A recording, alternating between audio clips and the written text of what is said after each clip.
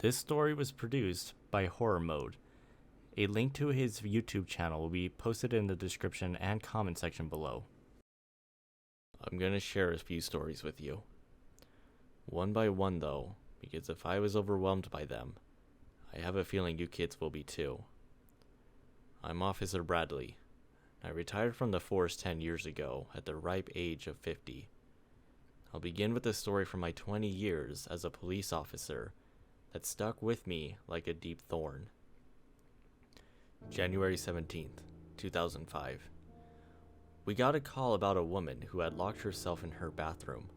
She said her boyfriend was trying to kill her. My partner Mason and I arrived at a house on the end of a street. The lamppost flickered yellow, and the wind danced the trees and bushes. The clouds were thick, and the air ice cold. We took position at the front door, and then knocked. "Police, open up!" Only the sound of wind chimes could be heard. Mason kicked the door open with all the force he could muster.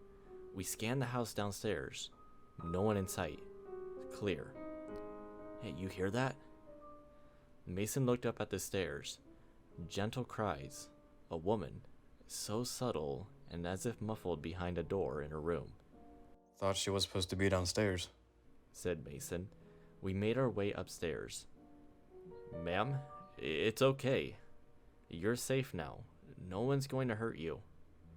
The crying stopped abruptly, as if someone hit pause. Then it started again. "But he's still here," replied the woman from inside the room. "My partner and I checked the entire house. No one's here, ma'am. You're safe." Downstairs, the front door slammed shut. My partner and I gave each other a gaze, and I could notice his brow sweating despite the cold night. I used my head to gesture for him to take a look. He stood from atop the stairs and looked down at the front door. "Just the wind, I think," he said. Then a gentle voice came from inside the bathroom. "Are you sure, Officer Bradley?" the woman asked. The entire night at that scene, neither my partner Mason nor I used our names out loud. No, not even once. "Ma'am, do you need help or not? We need to know you're okay, so step back because I'm kicking it in." A part of me believes Mason was more eager to see the woman's face, to find out who she was and how she knew what she did, than he was for her safety. He wanted peace of mind. "No, hold on. She might be sitting right by the door. We don't want to hurt her." Then she said it. "Officer Bradley, tell Mason that if he touches this door, I will visit his family in the late hours of a certain night and break down a door of my own." The woman's voice was an octave deeper when she said that. I never understood the expression, white as a ghost. Do people actually turn that pale in the face? I learned that they in fact did when I saw my partner react to those sinister words.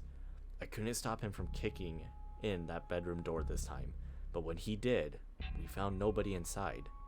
There wasn't a window above the shower through which to escape or another door to go through. And yet, we were certain that we just had a full conversation with the woman behind this door. We scanned the entire house, including the backyard, one last time, inch by inch. Nothing. My partner and I communicated non-verbally the rest of the night, so when it was time to leave, we gave each other a look and left the house without even looking back.